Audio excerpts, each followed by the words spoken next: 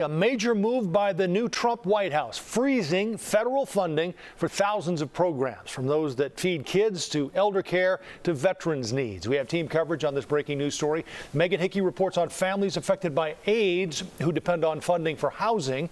We begin, though, with political reporter Chris Ty to explain exactly what is happening. Chris? So, Joe, what's happening is thousands of organizations around this country right now are scrambling, trying to figure out what this funding freeze is, what this funding freeze isn't, and whether this move is even legal. Illinois' Attorney General says it isn't, and he's suing to stop it. From highway programs to kids' lunches, drug addiction assistance to medical research labs. A chill rolling through organizations tonight, bracing for that federal funding freeze. Last year, Uncle Sam pumped $3 trillion of federal assistance into thousands of programs. The administration last night sent an Excel spreadsheet with 2,635 lines. And so everyone's still going through and seeing what's on that line, what's impacted. Congressman Brad Schneider of Lincolnshire says those 2,600 groups are scrambling. Are we talking about Medicare and Social Security as well?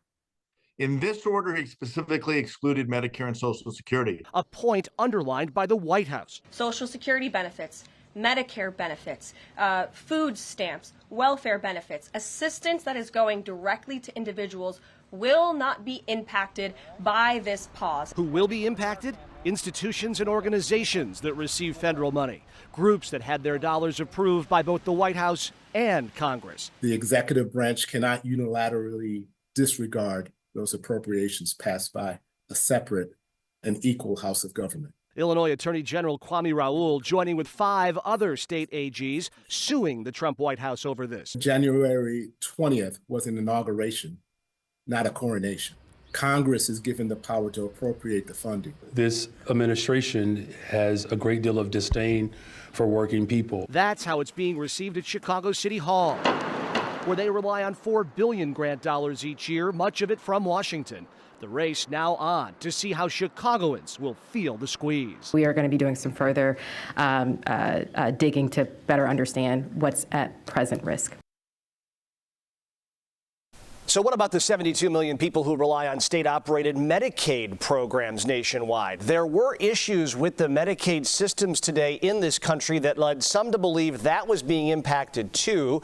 As of right now, we are told by the White House those issues were unrelated to the federal freeze of dollars, and Medicaid and CHIP health care services are not impacted. And Joe, as that story ran, how quickly this story is developing, a federal judge in Washington has ruled that this federal freeze of dollars is unlawful and is putting in a temporary hold on it, which is similar to what we saw last week with that effort by the Trump administration to strip birthright citizenship of children of folks who are here illegally. So a lot of moving parts. Yeah, and that was supposed to happen at 5 o'clock, I'm assuming Eastern, so this is why this decision is coming down right now for us. But this temporary freeze by the judge, we understand now, is in place until Monday. So Yep. Much more to come on that. Chris, thanks. We're going to have you back.